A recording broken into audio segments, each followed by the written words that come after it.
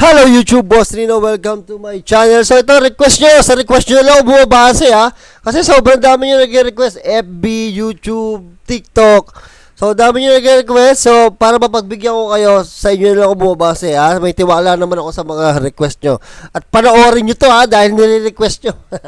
So ito, actually na i-reaction natin yung isang kasama ni Bon Ordoña na si Laruzumi.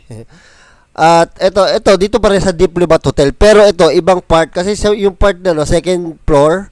Tapos ito sa ground floor, marami doon nagparamdam dito. So ito na, tirahin natin ito si Bon Ordoña at saka yung mga kasama niya at saka dito sa Diplomat Hotel bago pa tirahin na iba. So yung mga shoutout pala sa huli na lang lagi sa huli natin titirahin yung mga nagpapa-shoutout. So ayan, tirahin natin ito bago pa tirahin ng iba. Ang lakas ng audio ko. Naramdaman mo yun, pre?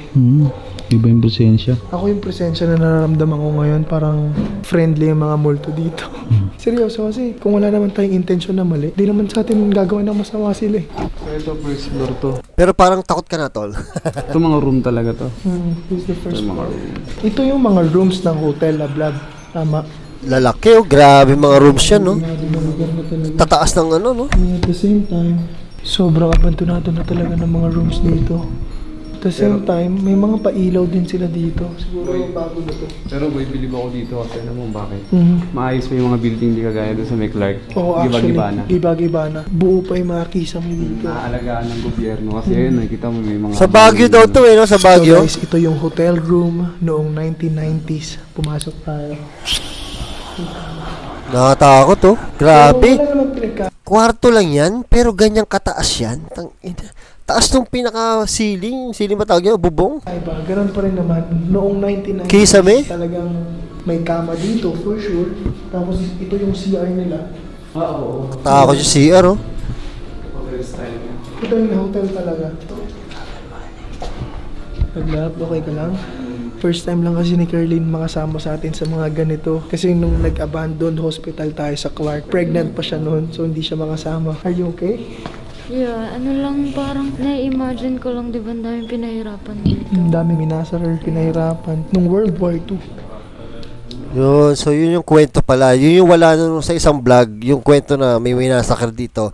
So pag naisip, alam yung history nito, tapos pumasok ka dyan, nakakatakot, di ba? Kasi syempre yung mga minasakir na yun, mali yun, nandyan pa rin talaga sila. Putang ina mo. Nagulat ako. Pinabono ko. Gago, nagulat ako Nakabahan ako sa'yo. Boy, may ganun din sa vlog doon. Nagulat din ako doon. Walang ilaw, boy. Bigla ako na pag ano. Ano? May sibat pa eh, no? Nakatakot, no? Ito siguro bago. Mga ipugaw. Ito yung kung paano alagaan ng gobyerno itong Diplomat Hotel. Kasi, guys, more than 100 years na to lablab eh. Sobrang luman-luma na to. At questionable, bakit hindi to ginigiba? Bakit hindi gawa ng panibagong hotel? Ibig sabihin, kinikip nila to kasi this place is very historical. Look at this. Nakakatakot yung kabayo lablab mo. May dugo. Bakit ganun? Uy, shit, may trabaho dito, fountain. Dito nga daw, yun. Dito. So, dalawa yung fountain natin dito sa Diplomat Hotel. Left and right. Hindi natin pa siya okay. Ano? This one? Ay, pwede. Ang tapang ng babae, oh, siya pa nagaya pumasok dun, no? Shit. Grabe, ito na yun. Yes, I know. And I hope lahat ng soul dito, you may rest in peace. Rest in peace po sa lahat. Imagine, pre, nandito yung mga bata, yung mga pare, yung mga madre. Oh, na walang shit. awang pinatay ng mga Japanese army.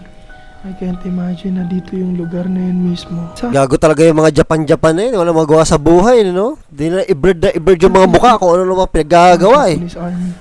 I can't imagine na dito yung lugar na yun mismo. Saan sila pinugutan ng ulo, lablab? Dito daw sa fountain na to. Dito daw narinig mismo yung mga iyak na. At based on our research pa, lahat ng mga tao around this place, talaga may nakikita silang pugot na ulo. Kung may magpapakita man sa atin ngayon, matutuwa pa ako, lablab. Kasi hindi pa ako nakakita ng multo. Nakakita na ba kayo ng multo? Pugot na ulo? That's creepy. Bakit may ulo doon, lablab? Ano yan? Hindi rin alam. Parang nga siyang umiiyak. Hoy, Lamin, huwag kang pumupunta doon. Dito ka lang sa amin, baka mawala ka eh. Itong batang to talaga. Ito, yan. Gusto ko matapang. Talaga nagsusulo. Hindi na lang ng Canada, mawawala pa. Ito yung main entrance. So, ito yung pinaka-lobby ng hotel. Yan boy, sabi kasi dito, itong ceiling daw, marupok na daw yan, nalalaglag kasi bitak-bitak na daw. So, hindi safe dito. Kaya may harang yan dyan. Okay, so ngayon pumunta tayo sa second floor ng hotel natin. Yan! Malaglag. Tang- Hindi yan, na nakakatakot kita dyan. sa na to. Kasi mas natatakot ako pag nawala ka sa akin. Putang inang yan. Mabanat ka pa. Let's go. Baka banatan ka ng mga nandito. Kasi mas nakakatakot yun pag nawala ka sa akin, love. Kasi yung mga hindi namang magpaparamdam sa akin yan eh. Ako na lang magpaparamdam sa'yo. Rar. So, ngayon, packet na tayo ng second floor. Dito kaya safe dito. Hindi ko alam, yung sabi, nagbibiyak, Nagbibitak, na daw, oo tapos nga. pupunta pa tayo ng second floor. Alright. Oh, shit. Ito na nakakatakot to. This is the second floor. And walang meron dito, man. It's just empty and very sketchy place. Dito yung nakakatakot na part, ha, sa totoo lang. Kasi what if biglang may sumilip dyan na Oo, boy. pugot yung ulo, Ako din, no? no? Rin yun kanina, boy. Paano kung may sumilip dyan kapag nag-flashlight tayo? Actually, gano'n naman talaga. Imagination natin yung kalaban natin. Oh, totoo yun. Imagine. Yun. Galing ni, nung wife ni, tama naman yun eh. Imagination lang naman talaga minsan eh. Minsan, akala mo may nakita ka sa gilid, pero kasi inimagine mo lang yun. Minsan, yun lang naman talaga yung kalaban eh. Ha! Ha! Sige, magdahilan ka, Boss Rino. Doon kanina, sa kwarto doon. Oh, tara, puntaan natin. Doon sa dolong kwarto boy. Yun yung maganda. Putang ina. Wala, kala kong ano eh. Akala ko ba, gusto mo makakita eh. Nagugulat ka na kaagad eh. Sorry, Hindi kabado mo ka na. talagang tao eh. Kabado eh, no? Tinan mo pre, matalino pre. Di ba mukhang tao pre na pintura? Loko-loko yung nagpintura dito. Tingnan nyo si Carlene, nauna pa oh. Tapang babae. Lingya ka. Uy, loko to. Ang gugulat ka pa pag ikaw talaga. So what's this one? Chimney. Yan, nakakatakot. Luxury room. Oo, mga deluxe room dito. Oh shit. Oh shit. Doon kayo pumunta. Diyan kayo pumunta. So ito yung deluxe room na pinakamahal na room dito sa Diplo. VIP, tama boss? Kasi yan ng deluxe room. Wow, pucha boy. Parang meron pa siyang bathtub. Tapos yung side boy yun. Tingnan mo, hindi pa lang babaklas lahat. So ito yung original. Ito yung original niyang side boy. Oo, maganda nga talaga. Tsaka maganda pa dito sa Baguio. Hindi nyo na kailangan ng aircon eh. Buksan nyo lang yung bintana. Boom, sobrang lamig na. Video ako dito boy, samahan niyo muna ako. Sige, sige. Saan? Huwag niyo akong iwan. Sa likod ko lang kayo. Ano yan? Videoan ko lang to. Dito kayo sa likod ko. Out ka boy. Oo, gago. Nakakatakot tong place na to. Ganyan tumirada siya. Di ba? What's that? What's that? What's that? Narinig mo yung tutok-tok? Oh, gago. Oh my God, may nagpaparamdam. For real, for real, for real. Oh my God, God. Shit. Love. Nakakatakot. Nagkikilabutan ako. Okay, so Nilabutin ako boy. guys, this is the first time na we experience na may nagparamdam, men. Wala pong tao. Walang tao sa loob, pre. Parang ano yun? Gago, baka may sumilip dyan. Tang ina. Ano, baba tayo boy? Boy, tignan mo pala. Hindi, huwag kayo kasi mataranta boss. Wow, walang matataranta. Walang tatakbo. Ayun, boy, oh. Tignan mo. Oh my God. Sorry po. Sorry Pasensya po. po dahil ginambala po namin kayo. Tara, saan tayo? Na-surprise ako, pre. Boss, dito ako sa likod namin, boss. Tol, sabi ko sa inyo, tutrupahin nyo. Oh, Huwag yung tatakbuhan. siguro naman huwag tayo magpakita na natatakot tayo. Kasi lalo magpaparamdam yan. Hindi boy, ano lang yun boy, yung nangyari kanina. Ano lang yun, parang on the spot experience lang yun. Oo, Boy, ito na yung labas boy. Normal lang yun. grabe. Ay, ito na. Ito na yung balcony. Dami, This is the huwag kang balcony. lumayo sa amin. Lamin, ikaw, loko-loko ka. Nauuna ka dito, ha. Namin di mo ba alam yung nagparamdam na namin sa baba kanina? May ano, Meron ka. parang tawa eh, tawa na. Hindi, Tuktok eh. kumakatok, mami. Akala Tumataktak ko siya. tawa. Wala ba kayo ka lang? Grabe. Real shit yun. For the first time, may nagparamdam po talaga. First time talaga yun boy. Oo, guys, narinig niyo yun. Walang sound effect yun. Walang sound effect yun. Pucha. Yari kayo. Nagpaparamdam yung mga multo dito. Sa tinatayuan natin ngayon, dito yung nabasa ni Carlene. Oo, yung nurse na tumalon. Mhm. Kasi nasunog to actually. Tapos ang daming taong natrap. So dito Tapos yung... Dito dito siya sa may cross daw. Ayan yung Itong course na to. May tumalon nga daw dyan. Tapos yun, Patay. Grabe.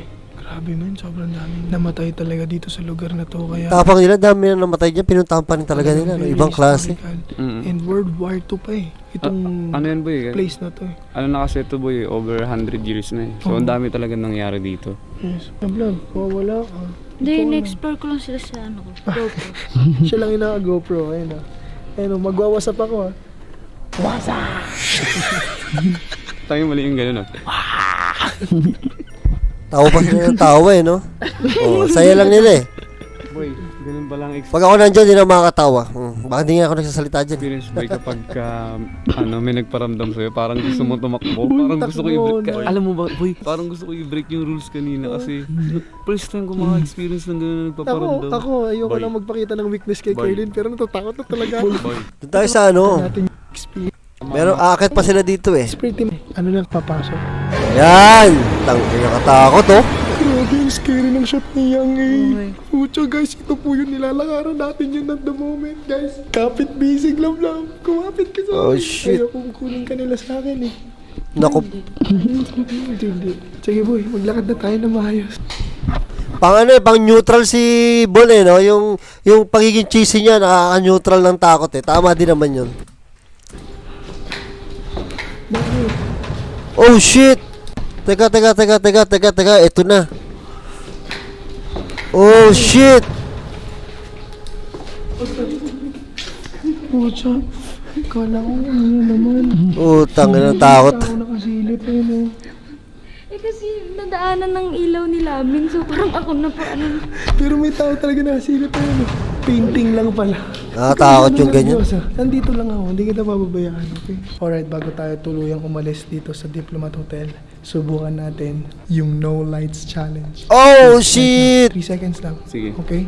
3, 2, 1. Grabe, what unexpected. Grabe. O baka meron naman lalabas dito. Likes dito sa video na to. Mag-overnight challenge tayo dito sa Diplomat Hotel. yun ulit boy. Tatapang ito mga to. Overnight challenge pa. Overnight, Ganun boss. ulit? Kasi na-explore na natin eh.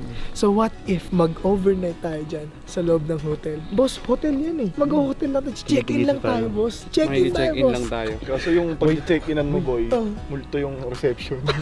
Boy, Abandonado. You. Okay, this video. I subscribe.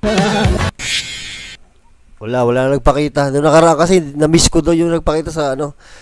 So yan, gano'n lang kasimple ha. Light lang. Hindi siya gano'n nakakatakot na kasi marami silang salita eh. Hindi talaga sila yung ghost hunt.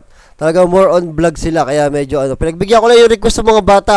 Actually mga bata nag-request ito baka awayin ako ng mga bata. Mga bata yan, pagbigyan natin yung mga yan. 'Di ba? Yan ang mga warriors ng YouTube, yung mga bata na yan eh. So yun, sa mga bata yan, para sa inyo to ha, sa mga fans ni ni Bon. Hindi ko na sabihin na mag-subscribe kayo kay Bon. Napakadami ng subscriber. 2 million, pa 3 million na, di ba? So yun, maraming salamat sa panonood. Sa muli.